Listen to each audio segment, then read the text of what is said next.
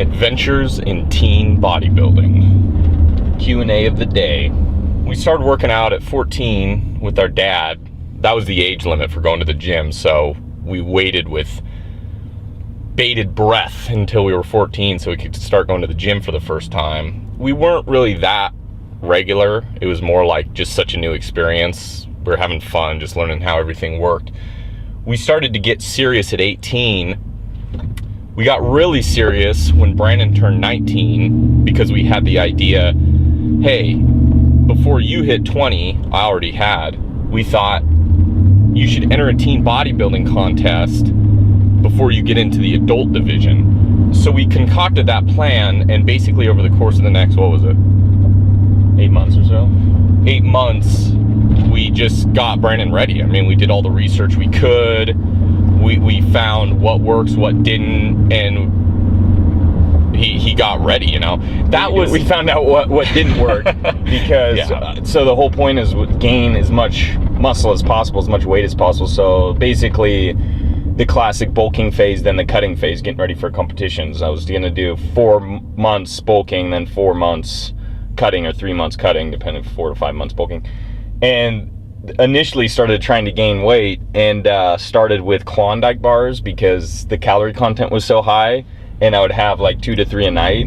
And the reason being is that we thought calories were calories. You get the calories in, bunch of calories. Well, I thought calories were calories at that point.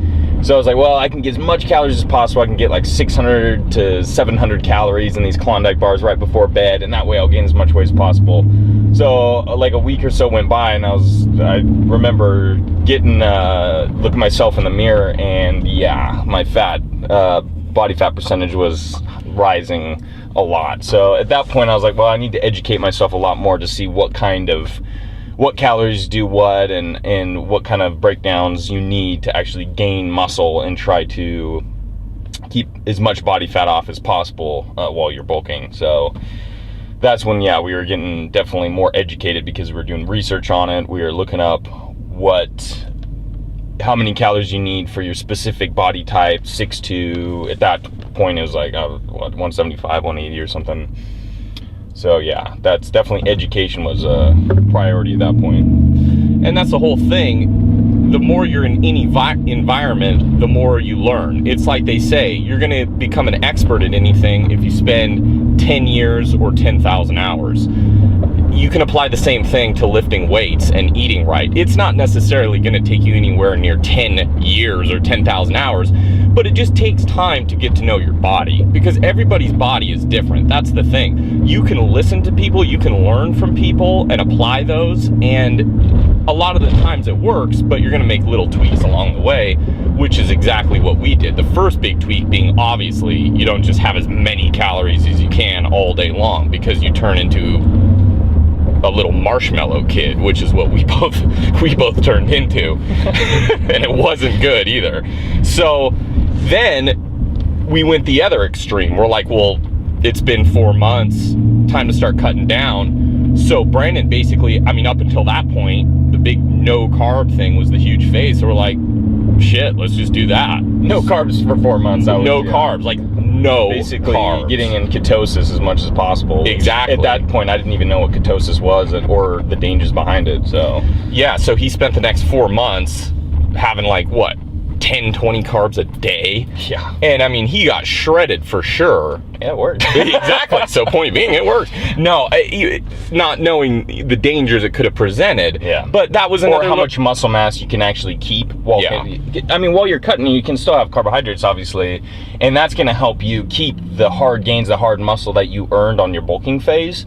If you cut too hard, you're going to actually lose a lot of the hard work that you put into your bulking phase, a lot of the muscle. So that's another reason why you want to really be careful adjusting the right amount of carbohydrates, healthy fats, and proteins as well. And that's what I've learned. You can get into a depressed state when you're constantly in the middle of either bulking or cutting. That's the shittiest place to be, man. I mean, oh, now I'm looking a little too small, I need to bulk up. Oh, now I'm looking a little too chubby, I need to cut down. You just gotta stick with one thing. Consistency. Consistency. One thing. Exactly. Hey, if you're gonna cut down, you're gonna get a little smaller. Don't get freaked out. Don't be like, oh God, I'm getting tiny again. My shirts don't fit as tight. I gotta start bulking. You'll be in that middle phase all the time. You'll be that one guy who looks decent in a t-shirt and then he takes it off and you've got the chub, you know what I mean? You're just like the marshmallow. Exactly, the marshmallow kid. So as far as teen bodybuilding goes, I would definitely highly recommend it. Your hormones are higher. The pressure that you put on the muscles and obviously the bones is only going to secrete more calcium and build up, and everything. Your bones get stronger, you get stronger, your muscles. It's not going to stunt your growth. And starting early is perfect because you build a great foundation for years to come. So as you age, all it's going to do is you're going to have denser muscles, you're going to have denser bones, as long as you keep the proper nutrition, the right amount of sleep. That's going to be the most important thing. So teen bodybuilding, or even just teen working out in your teens, I would highly recommend.